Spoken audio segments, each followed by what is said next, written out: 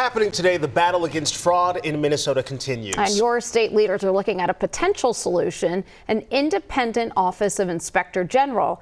But that faces an uncertain future. Our Barrett Leone joins us live ahead of today's session as lawmakers clash over what the new watchdog agency should look like. Barrett, good morning. Hey, good morning. Yeah, the bill would create that watchdog agency to investigate fraud, fight waste and abuse in state government programs. But it's been stuck in a House committee for weeks now. Lawmakers, though, tell us that there is hope that it could be signed by the governor by the end of session because there could be an agreement today. Now, this morning, the bill will be seen in a House committee. It's set to take on the bill that closely mirrors the version that already passed the Senate with strong bipartisan support.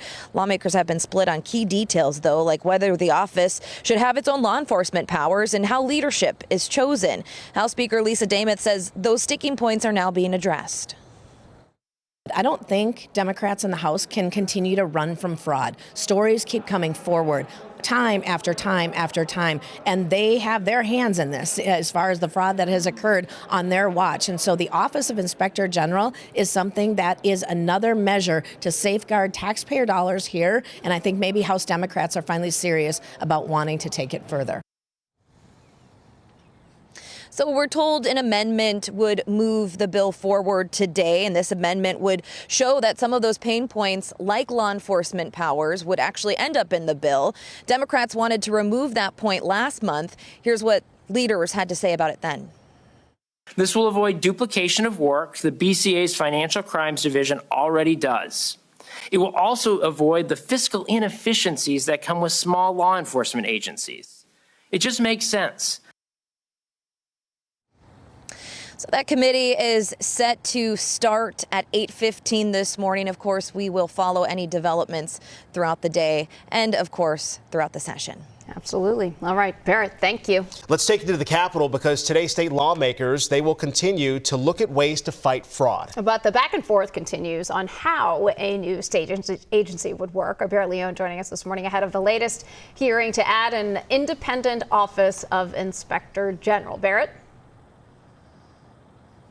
Hey, good morning, Heather, AJ. Yeah, there have been just a few sticking points that Democrats and Republicans just couldn't seem to agree on until now. We're told that a House committee overseeing that watchdog agency will finally move through gridlock this morning. Now, the bill is meant to implement an independent Office of Inspector General meant to investigate fraud, waste, and abuse across state government. But again, lawmakers haven't been able to agree on what that agency should look like. One of the bigger debates, whether or not to establish a law enforcement division within the watchdog agency. Now, according to Republican leaders we spoke with last night, those powers will be included in the amendment on the table in committee this morning. Democrats weren't willing to work with us on taking that new information in and doing some good policy that would help prevent the kind of named, grants to fraudulent programs that what we saw in the Democrat trifecta. It's really important Minnesotans care about and are demanding accountability, that we go back and fix those fraudulent problems that have happened in Minnesota. And just a month ago, Democrats were not on board with adding law enforcement powers, saying it would duplicate the work of the Bureau of Criminal Apprehension's Financial Crimes Division. Here's what DFL leaders had to say about that measure last month. While we're giving the OIG so many absolutely essential tasks to catch and prevent fraud across state government, why would we also task it with work other law enforcement is already doing? Now, the House State Government Committee will discuss this amendment this morning.